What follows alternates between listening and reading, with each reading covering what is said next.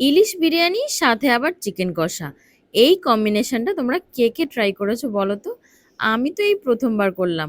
বড্ড অদ্ভুত লাগলো এই কম্বিনেশনটা। প্রথমে তো ঠিক ছিল শুধু ইলিশ বিরিয়ানিই করব। তারপর বিরিয়ানি হচ্ছে শুনে দেওর ছুটলো বাজারে, সে নিয়ে এলো বড় বড় চিকেনের কয়েকটা লেগ পিস। আমি দেখে বললাম খুব মন দিয়ে কিন্তু বিরিয়ানিটা রান্না করছি, তার সাথে আবার চিকেন কষাতে পারবো না বাপু। তাই শুনে সে নিজেই চিকেনগুলো কষাতে আরম্ভ করলো।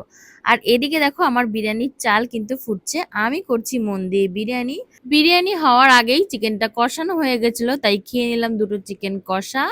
তারপরেই কিন্তু হয়ে গেল আমারও বিরিয়ানিটা তৈরি। উফ, দেখতে কতটা অসাধারণ লাগছে দেখো। খেতেও হয়েছিল মারাত্মক ভালো। তবে একটা কথা তোমাদের সাথে শেয়ার করতে চাই।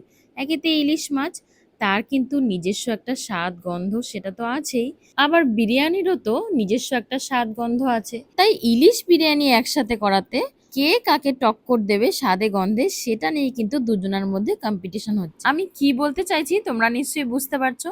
সব স্বাদ গন্ধ মিলেমিশে যেন একাকার, কোনটা ছেড়ে কোনটাতে ফোকাস করব বুঝতেই পারছিলাম না। সাথে আবার ছিল চিকেন কষা, বোঝো কাণ্ড। সবশেষে একটাই কথা বলবো, ইলিশ মাছ কিন্তু নিজে একাই 100, তাই শুধু ইলিশ থাকলেই এত কিছুর কিন্তু প্রয়োজন হয় না। তবে সবকটা খাবারই কিন্তু খেতে ভালো হয়েছিল। আর মাঝে মাঝে একটু ভিন্ন স্বাদের খাবার খেতেও কিন্তু মন্দ লাগে না। কি বলো তোমরা? ইলিশ বিরিয়ানির রেসিপিটা কিন্তু তোমরা আমার কুকিং চ্যানেলে পেয়ে যাবে, সেখান থেকেই তোমরা দেখে নিতে পারো সুন্দর এই রেসিপিটা।